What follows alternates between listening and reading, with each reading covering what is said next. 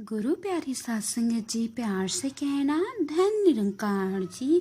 सात संगत जी, किसी नगर में एक रामू नाम का युवक रहता था। रामू बहुत ही अमीर था और वो एक बड़े से बंगले में रहता। सात संगत जी, उसके बंगले के पास एक जूते सिलने वाले गरीब मोची की छोटी सी दुकान थी। उस मोची की एक खास आदत थी कि जब भी वो जूते सिलता तो परमात्मा के भजन को गुनगुनाते रहता। लेकिन रामू ने कभी उसके भजनों पर ध्यान नहीं दिया। गुरु प्यारी सात संगत जी, एक दिन रामू व्यापार के सिलसिले में विदेश गया और विदेश से लौटते वक्त उसकी तबीयत कुछ खराब हो गई। लेकिन पैसों की कोई कमी तो थी नहीं, इसलिए देश विदेशों से डॉक्टर को बुलाया गया, वैद्य हकीमों को बुलाया गया, लेकिन कोई भी रामू की बीमारी का इलाज नहीं कर सका। गुरु प्यारी सात संगत जी, अब रामू की तबीयत दिन प्रतिदिन खराब होती जा रही थी। वो चल फिर नहीं पाता क्योंकि उसकी तबीयत बहुत ज़्यादा खराब हो गई। एक दिन वो अपने घर में बिस्तर पर लेटा था। अचानक उसके कान में मोची के भजन गाने की आवाज सुनाई दी। गुरु प्यारी सात संगत जी, मोची के भजन रामू को अच्छे लगने लगे और कुछ ही देर में मोची के भजन सुनकर रामू इतना मंत्र मुग्ध हो गया कि उसे ऐसा लगा जैसे वो साक्षात परमात्मा से मिलन कर रहा हो। मोची के भजन रामू को उसकी बीमारी से दूर लेते जा रहा था। कुछ देर के लिए रामू भूल गया कि वो बीमार है। उसे अपार आनंद की प्राप्ति हुई। गुरु प्यारी सात संगत जी, कुछ दिनों तक ऐसे ही सिलसिला ये चलता रहा। अब धीरे धीरे रामू के स्वास्थ्य में सुधार आने लगा। गुरु प्यारे सात संगत जी, एक दिन रामू ने उस मोची को बुलवाया और कहा, मेरी बीमारी का इलाज बड़े बड़े डॉक्टर नहीं कर पाए, लेकिन तुम्हारे भजन ने मेरा स्वास्थ्य सुधार दिया, मेरी तबीयत ठीक कर दी। ये लो 1000 रुपये इनाम।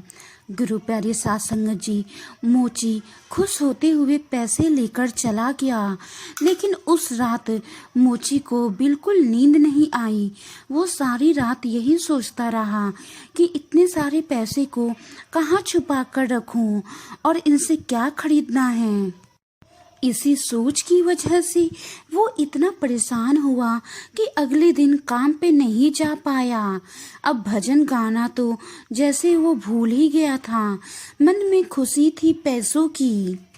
गुरु प्यारी सात संगत जी, रामू बहुत ही गरीब था, इसीलिए उसे जो 1000 रुपये मिले थे वही उसके लिए बहुत ज्यादा थे। अब तो मोची काम पर जाना ही बंद कर दिया और धीरे धीरे उसकी दुकानदारी भी खराब होने लगी।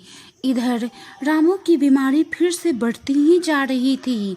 एक दिन मोची रामू के बंगले में आया और बोला, सेठ जी, आप अपने ये पैसे वापस रख लीजिए। इस धन की वजह से मेरा धंधा खराब हो गया। मैं तो भजन गाना ही भूल गया। इस धन ने तो मेरा परमात्मा से नाता ही तुड़वा दिया।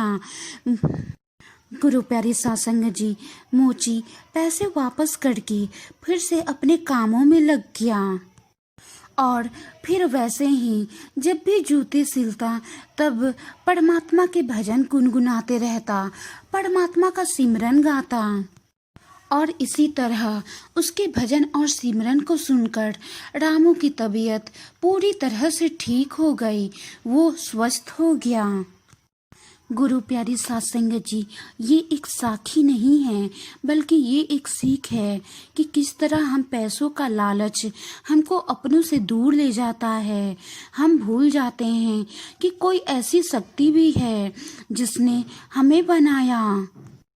किस तरह पैसों का लालच हमें परमात्मा से दूर कर देता है, निराकार प्रभु परमात्मा से बहुत दूर कर देता है। गुरु प्यारी साध संगत जी, आज के माहौल में ये सब बहुत देखने को मिलता है कि लोग 24 घंटे सिर्फ जॉब की बातें करते हैं, बिजनेस की बात करते हैं, पैसों की बातें करते हैं। लेकिन धन जीवन यापन के लिए बहुत ज़रूरी है, लेकिन उसके लिए अपने अस्तित्व को भूल जाना मूर्खता ही है। निराकार प्रभु परमात्मा से दूर होना ये भी मूर्खता है। गुरु प्यारी साध संगत जी, हम सब खूब पैसे कमाएं, लेकिन साथ ही साथ अपने माता पिता की सेवा करें, दूसरों के हित की बातें सोचें और परमात्मा का हमेशा स्मरण करें। यही सद्गुरु की शिक्षा है। हम सब पैसे कमाने की धुन में तो हमेशा लगे रह रहे हैं, लेकिन इस निराकार प्रभु परमात्मा को भी हर पल हर वक्त याद करते रहें। गुरु प्यारे साध संगत जी, वाणी में कोई त्रुटि हो तो बख्श लेना जी। गुरु प्यारी साध संगत जी, प्यार से कहना धन निरंकार जी। गुरु प्यारी